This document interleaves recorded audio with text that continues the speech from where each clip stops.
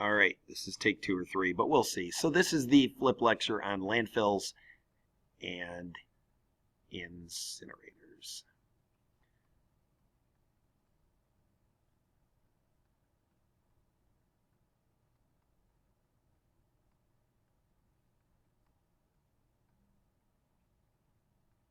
And I promise that I don't typically write like a second grader, but this is a consequence of practicing using new technology. So we'll have fun with it, and hopefully we get the content across. So 1/3 of our municipal waste goes toward the 2 R's, meaning reuse and recycle.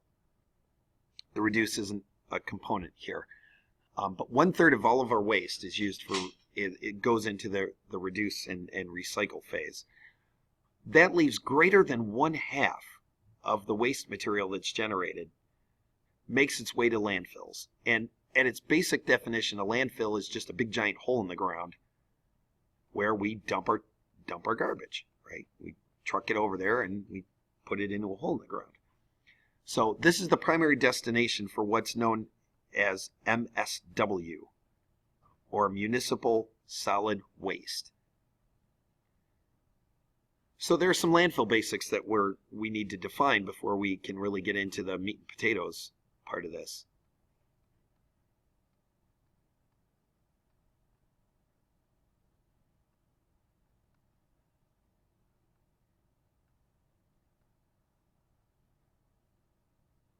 So there's this misconception that at a landfill decomposition happens. I know when I was a kid, I thought, we take our trash there, the city takes it away, and they dump it in a landfill, and it decomposes.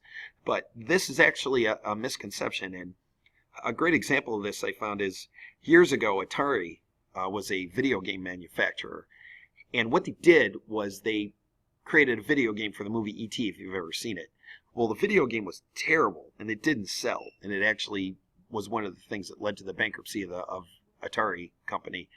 And what they did was they took all their trash from these video games they didn't sell, and they buried it in a landfill. And for a long time, everyone thought that this was a myth, and this didn't really happen. But a few years ago, I think on Mythbusters, they showed that, yes, this actually occurred. But this is a great example of, you can see that here are these things that were buried in, I think, 1984 or 5, and under tons and tons of other trash, and it doesn't decompose. So we have a problem. So when we're taking our garbage to the landfill, what we're really doing is just sweeping it under a rug. So in order to get things to decompose, we need the right conditions, right? Just like in our compost pile. What we need is the correct mixture of air. So I'm just going to put O2. And remember, there are other things in atmosphere than just molecular oxygen. There's nitrogen, some other things. But we need the right amount of air. We need the right amount of moisture. And we also need the right amount of organic materials. So just like our compost projects that we're working on, you need that 3-to-1 ratio of brown and green. So we need the correct amount of organic material in order for decomposition to occur. So, but again, this natural decomposition doesn't occur in a traditional landfill, because what we have is essentially, again, think of a big giant hole in the ground, and a truck comes along, and the trash gets dumped into the landfill. And over time, you have this accumulation of trash, and there's machinery that is able to compact the trash so we can maximize the amount of garbage that we put into this landfill. But what happens is this trash can't decompose. It can't break down. So one of the things we try to do as a society is we try to create what are called sanitary landfills.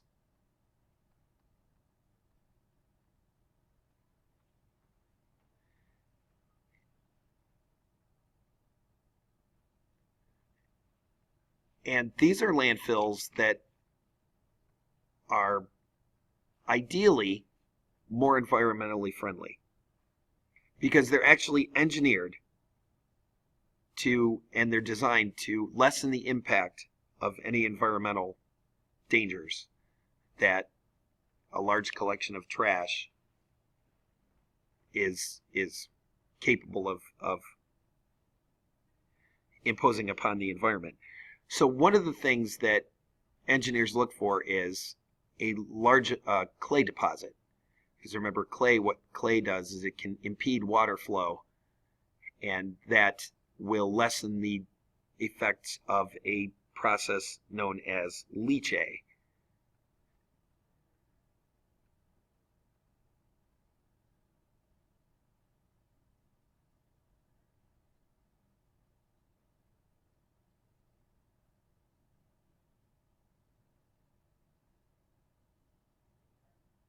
So they can also lay down plastic. I mean, this is certainly an option.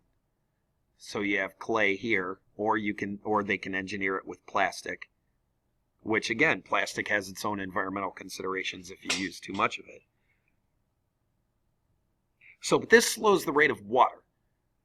So if you have all this organic material, or you have metals and things that don't readily decompose, you're lessening the impact of this making its way to an aquifer, or if this is near a lake or a river, you're preventing this runoff. You're preventing this leachate from occurring. So, and the great thing about a sanitary landfill is, again, it's designed in such a way, and your book is going to illustrate this much better than I could draw it. But so you have a large amount of garbage and trash here, and what you have is a system of pipes that function to collect this leachate. So you have water that falls down, and these pipes collect this leachate, and then that can be disposed of in a more environmentally friendly area or environmentally friendly way. So, but also because of the methane that is generated because of anaerobic conditions, this methane can be captured. And we can use that methane to power and generate heat for burners and other things like that. So this idea of a sanitary landfill, it's a great idea. It's not completely sanitary, but it intervenes with some of these ideas of what can potentially happen with landfills. So one of the problems that with landfills is that they're built in some area, right? It's built in a municipality or a city or in the outskirts of a city. And we have to take into consideration what are called tipping fees. So this idea of a tipping fee is when a truck comes along and puts garbage into a landfill, the city charges for that. So what cities can do is they can accept garbage from other areas. They can accept municipal MSW, municipal solid waste, from other areas, and they can get money for it. So this example of, well, if a city in Ohio wants to engineer a landfill, they can make money from it by accepting MSW from other cities, and they can charge typically by the truckload. I'll just put 1 unit. Truckload. So basically think of a dump truck, and it's filled with garbage,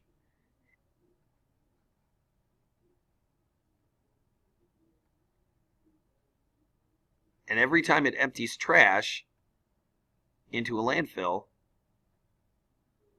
this is a bag of trash, every time it empties 1 truckload of trash into a landfill, this city can charge for that. And it comes out roughly, the national average is approximately $50 per ton. which I'm sure you are well aware, humans generate a lot of waste. So after a while, a city can really generate a lot of money through these tipping fees. Your book talks about the Northeast area can charge twice as much. So really it's an idea of supply and demand, right? It's this idea of, well, how desperately do you want to not have your garbage in your backyard? Well, our residents don't seem to mind, so we can charge twice as much. So these things need to be taken into account, certainly. So some site considerations. So if you're a municipality and your engineering department, there we go. So if your engineering department says, and use city codes, and it's decided that you're going to engineer a landfill, there's this question of, well, where are we going to put it? And this process of trying to determine where a landfill goes is known as siting. S-I-T-I-N-G. Where to put it? Where's it going to go? So, and some considerations that need to be addressed is you want to keep it away from populations. So this is the statistical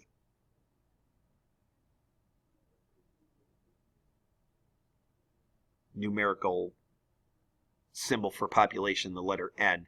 So we want to keep it away from populations. We don't want this near large cities, right?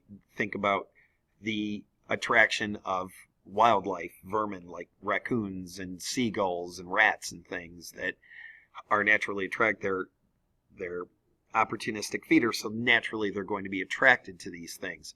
So we want to keep it away from populations. We also want to keep it away from sources of drinking water, because if we have any of this leachate that gets into the groundwater and makes its way into the drinking water, that's potentially hazardous to people. So there's also an energy cost involved, right? It's this idea of the farther away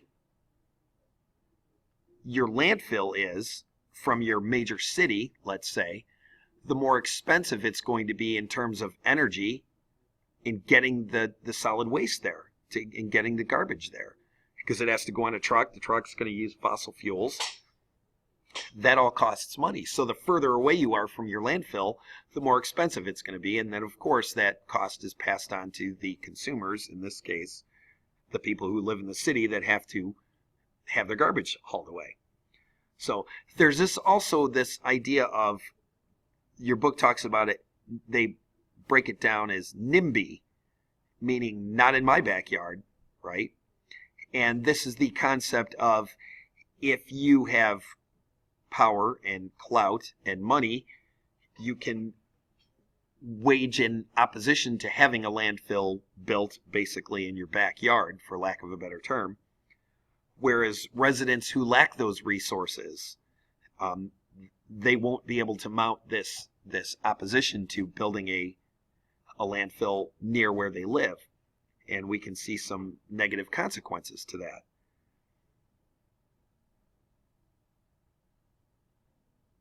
So with regard to these sanitary landfills, it's important to remember that all this leachate, it's possible that all this leachate isn't captured. So if we have these pipes that are collecting this leachate, it's possible that all of this isn't captured. So engineers need to test the toxicity levels of this water that passes through this municipal solid waste to make sure it's within an acceptable level.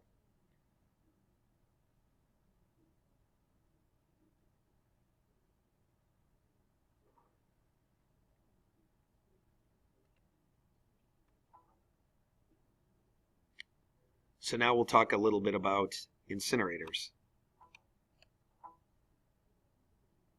And I'm adding slides in the wrong spot. I'm sorry about that. Oh, that's all right. We'll edit that in post-production, and it's still adding in the wrong spot.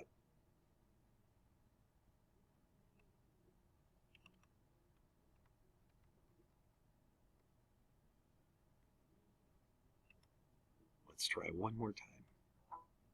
There we go. Okay, so this idea of municipal incinerators, which now my pen's not working. There we go.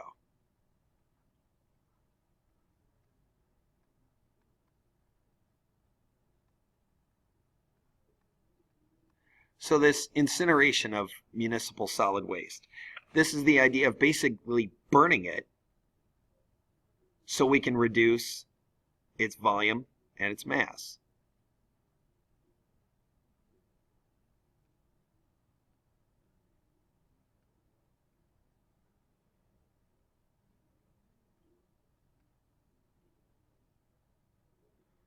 And what we can do when we burn this municipal solid waste is we can generate energy in the form of electricity. I'm just going to draw Harry Potter lightning bolt. And also heat, right? Heat's always good. So we can generate some things with this incineration of municipal solid waste. There are some solid wastes that are better candidates for incineration. Basically paper is a great candidate. Food scraps and yard waste.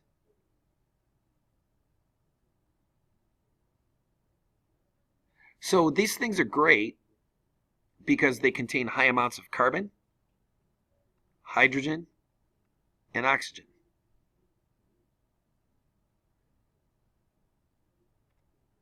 So with regard to incineration, there's some basics here that we have to talk about before we can get into the more advanced concepts, but that's okay.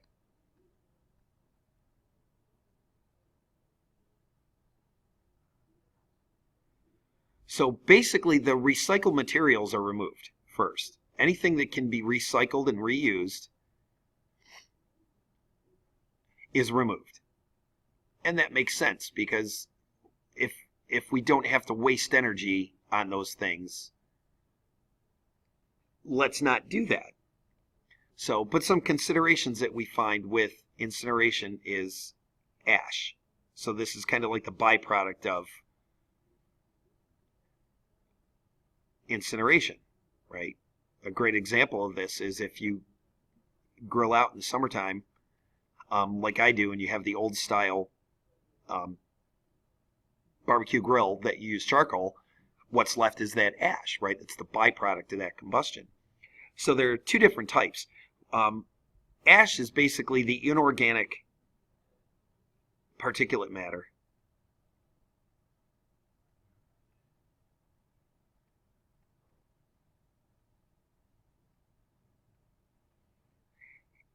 and there's two types. There's bottom ash, which is basically all this stuff that goes, all the ash that's collected at the bottom of an incinerator. So if you have this big plant and there's an incinerator in there, right, that's fire. I know. I'm a biologist, not an artist. I can't even draw a straight line with a ruler. But at any rate, so you have this incinerator and it's burning organic matter and all this stuff, all this ash that falls to the bottom, that's called bottom ash. Kind of makes sense. Anything else, any other type of ash that makes it out of this incinerator is called fly ash. F-L-Y ash. So that's all fine and well, but it's important to remember that sometimes some of this organic material, some of this material can be toxic. And if it's toxic, it has to be collected. So we have our incinerator again, and we're burning all kinds of waste material.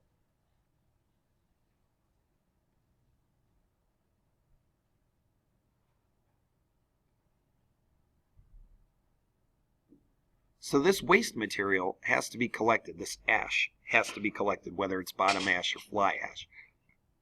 And that has to be collected. And if it's toxic, it has to be disposed of in a proper landfill, right? We can't just take it to an MSW landfill, a traditional landfill, and just plop it in the ground. So it has to be it has to be measured for the ash has to be measured for toxicity levels and then disposed of properly. So if it's not toxic, if it's safe to use, we can reuse it in cement, in cinder blocks, and in building material like that. So, however, one of the considerations of this incineration is that you can have an unintentional release of NOxes and SOxes, right? These nitrous oxides, these sulfur oxides, these byproducts of incomplete combustion. So what incinerators and these facilities try to do is capture these things in what are called scrubbers. And basically, it's the long and short of it is it's a chemical reaction to try and reduce the release of these NOx's and SOx's into the atmosphere. So, but this whole idea of an incinerator is what's known as, if I can get it right, is known as WTE, which your book shortens as waste to energy.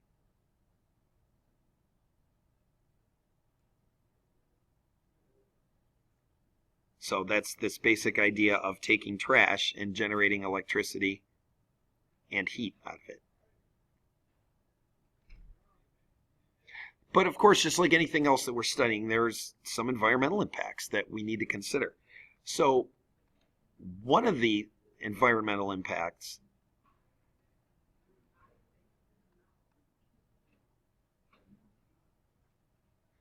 is an increased tipping fees. So we see this idea of, well, if you're a municipality